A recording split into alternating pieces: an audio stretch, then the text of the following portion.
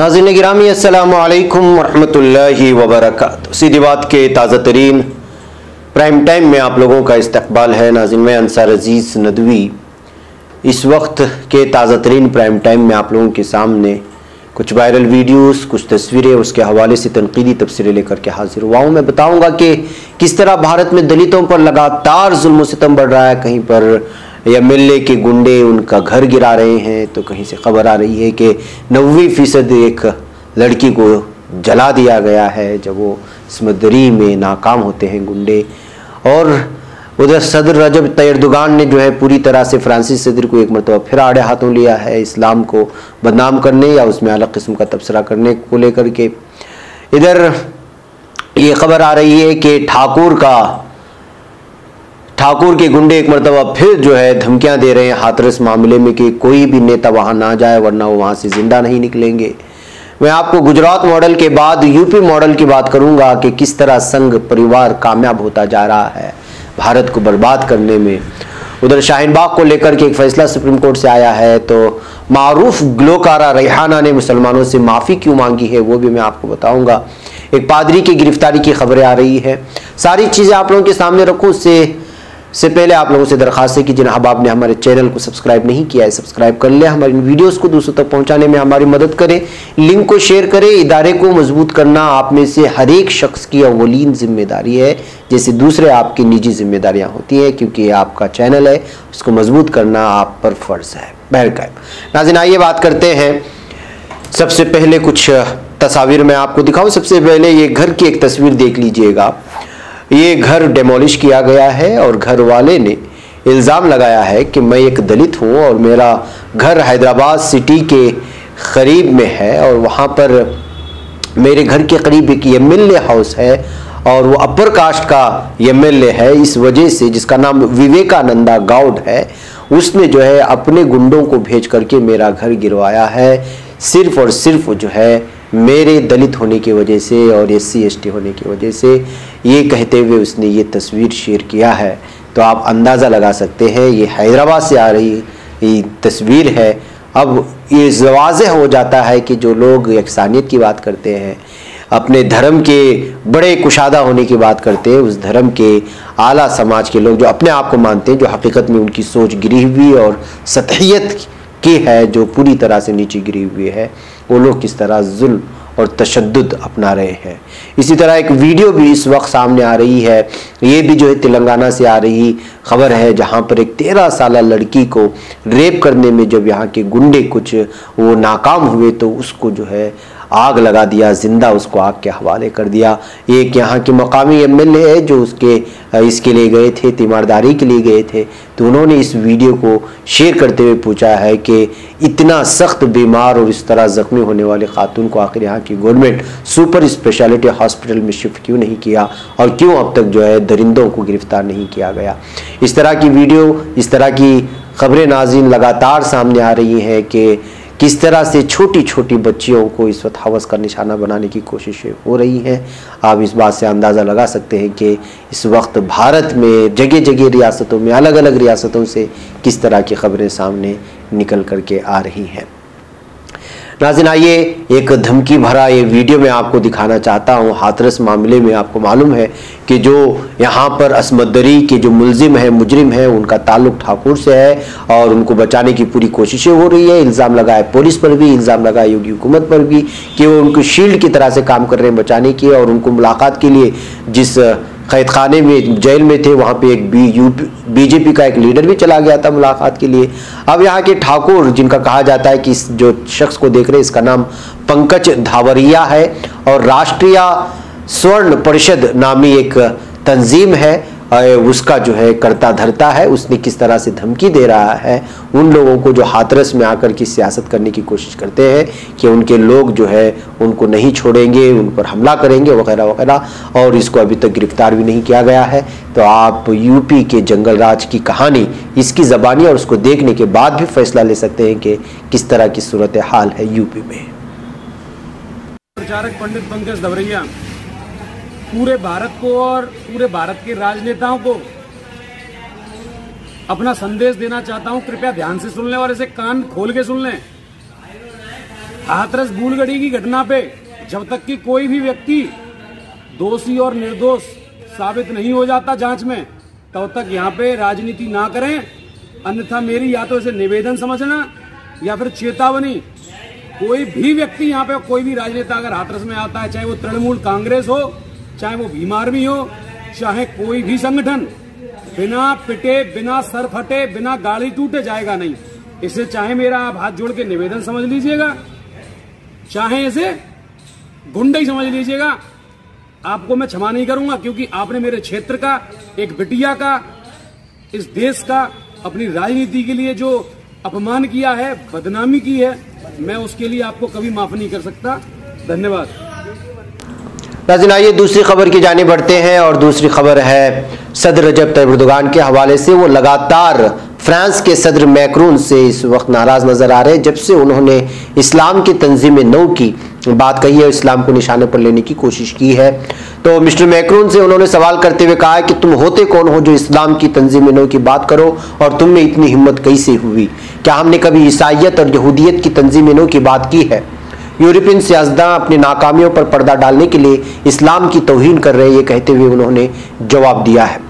इस्लाम से मुतालिक फ्रांसीसी सदर का तबसरा उनके मैंडेट से बालातर है। जिन मौज़ूआत पर मालूमात कम हो उन पर तबसरा करते हुए मैक्रोन को बहुत मोहतात रहना चाहिए। तवक्को करते हैं कि मैक्रोन जिम्मेदारी के साथ काम करेंगे, एक नौ आबादियाती वायसराय की तरह नहीं, ये कहते हुए रजब तैयब एर्दोगान ने लगातार अपने बयानात में इस वक्त फ्रांस के सदर को अपने निशाने पर ले रहे हैं और उसको तनकीद का निशाना बना रहे हैं। नाज़रीन, आइए एक और अहम तरीन खबर की जानिब आपको ले चलूँ। दिल्ली के शाहीन बाग में शहरियत तरमीमी कानून के खिलाफ खवातीन की तरफ से सड़क पर धरना देने के मामले में सुप्रीम कोर्ट ने अपना फैसला सुना दिया है। सुप्रीम कोर्ट का कहना है कि धरना और मुजाहरे के नाम पर अवामी मकामात और सड़कों पर गैर मुअय्यना मुद्दत के लिए कब्जा नहीं किया जा सकता। सुप्रीम कोर्ट ने कहा कि शाहीन बाग जैसे एहतिजाजी मुजाहरे नाकाबिल कबूल है और अफसरान को उनके खिलाफ कार्रवाई करनी चाहिए। कार्रवाई किस तरह से करनी है ये अफसरान को ही तय करना चाहिए और ये उन्हीं की जिम्मेदारी है। इंतजामिया की तरफ से रास्ता जाम करने वाले लोगों को हटा देना चाहिए और उसके लिए अदालती हुक्म का इंतजार नहीं करना चाहिए। जस्टिस संजय किशन कौल की सदारत वाले बेंच ने कहा कि शहरियत तरमीमी कानून सीए के खिलाफ बड़ी तादाद में लोग जमा हुए थे, रास्ते को मुजाहिरीन ने ब्लॉक किया था, जो गलत है, क्योंकि कोर्ट ने कहा कि अवामी मकामात और सड़कों पर गैर मुअय्यना मुद्दत के लिए कब्जा नहीं किया जा सकता। अदालत ने यह भी कहा कि सड़क पर आमदोरफ्त का हक गैर मुअय्यना मुद्दत तक के लिए रोका नहीं जा सकता। अदालत ने यह भी कहा कि सिर्फ नामजद इलाकों में एहतिजाज मुजाहिरा किए जाने चाहिए। बेंच ने कहा कि अवामी मीटिंगों पर पाबंदी नहीं लगाई जा सकती, लेकिन उन्हें नामजद इलाकों में होना चाहिए। आईन एहतिजाजी मुजाहिरे का हक देता है, लेकिन उसे यकसा फराइज के साथ जोड़ा जाना चाहिए। बैकअप नाज़रीन, और क्या तवक्को की जा सकती थी यहाँ के ऐसी अदालतों से, जिस अदालतों से आने वाले हर फैसलों में और बिलखुसूस जब वो मुसलमानों के ताल्लुक से होते हैं तो किस तरह के फैसले आ रहे हैं, ये वाज़ेह है इस वक्त आवाम के सामने, पूरे भारत के सामने, जिस पर लगातार तनकीद को निशाना बनाया जा रहा है। ऐसे हालात में अगर कोई ये यकीन कर ले कि इस तरह के मामलात में इंसाफ पसंद फैसला सामने आएगा तो फिर जो है हम लोग अंधेरे में रहने वाले कहलाए जाएंगे। बहरकैफ नाज़रीन, मारूफ ग्लोकारा रेहाना ने मुसलमानों से माफ़ी मांग ली है। जी हाँ, बारबाडोस से ताल्लुक़ रखने वाली मारूफ pop artist Rihanna Robyn Rihanna Fenty ने मुसलमानों से अपनी एक इश्तिहारी वीडियो में हदीस मुबारका के अल्फाज को मौसीकी में इस्तेमाल करने पर माफ़ी मांग दी। ज़ेरे जामा में मलबूस आर्टिस्ट की जानिब से हदीस के अल्फाज को इश्तिहारी वीडियो में इस्तेमाल करने पर मुसलमानों की जानिब से कड़ी तनकीद की जा रही है। गाने पर मबनी वीडियो में रोज़े क़यामत से मुताल्लिक़ हदीस नबी सल्लल्लाहु अलैहि वसल्लम के अरबी अल्फाज इस्तेमाल किए गए थे। रेहाना बरादरी का शुक्रिया अदा किया कि जिन्होंने इंस्टाग्राम पर उनके सेवेज एक्स फेंटी शो की तशहीरी वीडियो में गैर इरादी तौर पर सरजद होने वाली फाश गलती की निशानदेही की, जिसने मुसलमानों के जज्बात को ठेस पहुंचाई थी। उन्होंने अपनी बदएहतियाती की मजहर गलती पर माफ़ी मांगते हुए इतराफ़ किया कि वो किसी मजहब या अल्लाह की शान में किसी किस्म की गुस्ताखी का इर्तिकाब नहीं करना चाहती, इसलिए हमारे प्रोजेक्ट में हदीस पर मबनी गीत का इस्तेमाल मुकम्मल गैर जिम्मेदारी का सबूत था। नाज़रीन, गुज़िश्ता हफ्ते ज़ेरे जामों की तशहीर पर मबनी एक शो में डोम नामी गीत में हदीस मुबारका सल्लल्लाहु अलैहि वसल्लम की एक सत्र इस्तेमाल की गई थी और हदीस के अल्फाज के साथ साथ प्रोग्राम में शामिल खवातीन मॉडल्स फ्लोर पर रक्स करती देखी जा सकती थी, जिसकी बिना पर इस पर बहुत ज्यादा एतराज किया जाने लगा। वीडियो के प्रोड्यूसर सरक्यू का कलवी ने गीत में इस्तेमाल होने वाले अल्फाज की मुनासिब तहकीक न करने की मुकम्मल जिम्मेदारी कबूल की। उन्होंने बताया कि हमारी कोशिश है कि तमाम स्ट्रीमिंग प्लेटफॉर्म से मुतनाज़ गीत फिलफौर हटाई जाएंगे। कलवी ने अपने ट्वीट में इतराफ़ किया कि उन्हें मालूम नहीं था कि गीत का मतन इस्लामी हदीस से लिया गया है, लिहाजा जो है उन्होंने माफ़ी मांगते हुए वाज़े तौर पर कहा कि वो अपनी गलती है और इसके लिए वो पूरी उम्मत मुस्लिमा के सामने शर्मिंदा हैं, कहते हुए उन्होंने बयान जारी। नाज़रीन, हैदराबाद में एक पादरी की गिरफ्तारी की खबरें आ रही हैं। यूपी में एक 16 साल लड़की की अस्मत की कोशिश में पादरी को गिरफ्तार कर लिया गया। यह वाकया वैजाग शहर की वाम्बे कॉलोनी में पेश आया। मुलजिम की शनाख्त नानी बाबुआ का हैबल बाबू के तौर पर की गई है। वह अपने दीगर 3 साथियों बशमूल 2 लड़कियों के साथ करीबी गांव गया था। जब वो वापस हुए तो एक लड़की घर के लिए चली गई। दूसरी लड़की पादरी के मकान में ही रुक गई थी क्योंकि उसके वालिद उसको लेने वाले थे। इस लड़की को मकान में तनहा पाकर पादरी ने उसकी अस्मत की कोशिश की थी, तमाम लड़की किसी तरह वहां से निकलने में कामयाब हो गई, अपने घर पहुंच गई है। बादशाह उसने अपने वालिद को इस वाक़े से वाकिफ करवाया। मुतासिरा लड़की और उसके वालिद ने इस खुसूस में पुलिस से शिकायत की, जिसके बाद पुलिस ने फौरी हरकत करते हुए एक मामला दर्ज कर लिया और पादरी को गिरफ्तार कर लिया। ये खबर सामने आ रही है। नाज़रीन, आखिर में एक अहम तरीन मजमून का खुलासा मैं आप लोगों के सामने रखना चाहता हूँ और इसको लिखने वाले सिद्धार्थ भाटिया हैं और आपको मालूम होना चाहिए कि सिद्धार्थ भाटिया कौन है। जी हाँ, ये मजमून अंग्रेजी में लिखा गया है जिसका तर्जुमा दी वायर ने पेश किया था और उसमें उन्होंने बेहतरीन बातें सामने रखी हैं। मशहूर सहाफ़ी हैं, आज़ाद लिखते हैं और बेहतरीन अंदाज में लिखते हैं। मैं उसके हवाले से कुछ चीज़ें आप लोगों के सामने रखना चाहता हूँ। एक जगह लिखते हैं, गोया उत्तर प्रदेश के हाथरस में एक दलित लड़की के साथ रेप और तशद्दुद कम खौफनाक थी। पुलिस ने लाश को घर ले जाने देने की दरख्वास्त को खारिज करते हुए रात गए सबसे छुपकर आखिरी रसूमात की अदायगी कर दी। रेप का इल्ज़ाम ठाकर कम्युनिटी के 4 मर्दों पर है। ये पूरा वाकया अशराफिया के घमंड और पुलिस की बेरहमी का मजहर है। हिंदुस्तान में पुलिस तासुब से भरी हुई और कानून से बेखौफ हो सकती है और यूपी में तो खास तौर पर योगी आदित्यनाथ की क़यादत में उनको खुली छूट दे दी गई है, जैसा उस इनकाउंटर में देखा गया जिसमें मुजरिम सरगना विकास दुबे को मंसूबाबंद तरीके से हलाक कर दिया गया था। अब पुलिस एहलकार उनसे ही बगावत करने पर आमादा है। पुलिस ने कत्ल के मामले में मुश्तबा एक पुलिस एहलकार को सस्पेंड करने के वजीर आला के हुक्म को नजरअंदाज कर दिया। इस बीच आदित्यनाथ हर मुमकिन तरीके से मुसलमानों को निशाना बना रहे हैं और हर तरह के इख्तिलाफात को दबा रहे हैं। डॉक्टर कफील खान को गोरखपुर अस्पताल हादसे के दौरान, जिसमें कई बच्चों की मौत हो गई, ऑक्सीजन की कमी की जानिब इशारा करने की वजह से महीनों तक जेल में बंद रखा गया।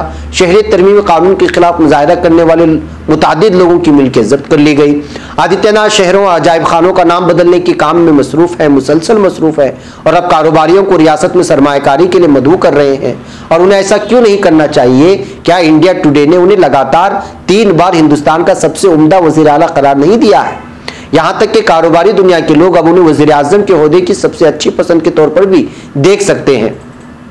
आखिर कंपनियों को मजदूरों को बेरोक टोक बर्खास्त करने की इजाज़त जो मिल जाएगी। एक जख्म को और गहरा करते हुए अब जबकि इस जगह पर एक मंदिर भी बनाया जा रहा है जहाँ 400 साल पुरानी मस्जिद को शरपसंदों ने बीजेपी रहनुमाओं के हौसला अफजाई के बीच मुनहदिम कर दिया था, इस मामले के तमाम मुल्जिमीन को बेकसूर भी करार दिया गया। अगला पड़ाव काशी है और उसके बाद मथुरा की बारी आनेगी। योगी आदित्यनाथ के आशीर्वाद से सारे मंसूबे पूरे होंगे। हमारी नजरों के सामने जो नया दरख्शां उत्तर प्रदेश उभर रहा है उसका दीदार कीजिए, अशराफिया के अदम बर्दाश्त और कारोबारियों का दोस्त। और इससे पहले कि हम उसे जान पाएं, ये हिंदुस्तान के लिए भी एक मॉडल बन जाएगा। गुजरात मॉडल गुज़िश्ता कल की खबर है, आने वाला कल उत्तर प्रदेश मॉडल के नाम होगा। गुजरात मॉडल कैसे गढ़ा गया ये याद करना हमें बहुत ही मुफीद होगा।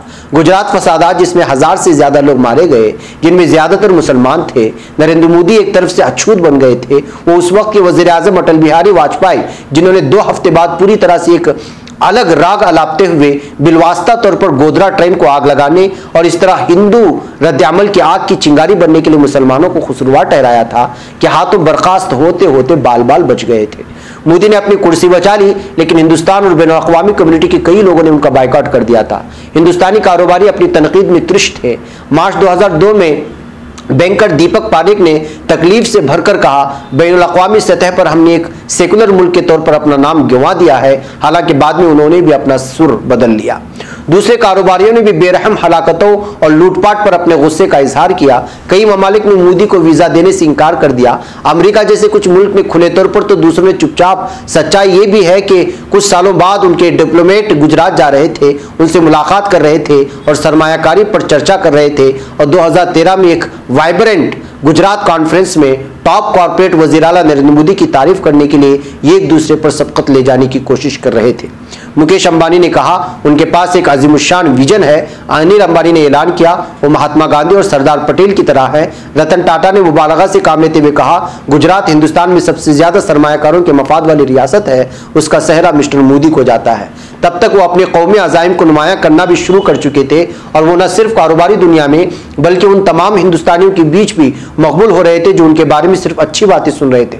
खूबसूरत सड़कें, कोई बिजली कटौती नहीं और सबके लिए अमन व अमान और तहफ़्फ़ुज़। जो नहीं कहा गया वो ये कि उन्होंने मुसलमानों को अलग थलग कर दिया था और उन्हें उनकी जगह दिखा दी थी। जहां तक 2002 का सवाल है तब तक उसे पूरी तरह से भुला दिया गया और नुक्ताचीनी करने वालों से आगे बढ़ने की अपील की गई। इसके बाद क्या हुआ ये हम सब ने देखा। मीडिया ने एक आवाज में उठकर उनकी हिमायत की और साथ ही साथ एक आवाज में कांग्रेस की तनकीद की।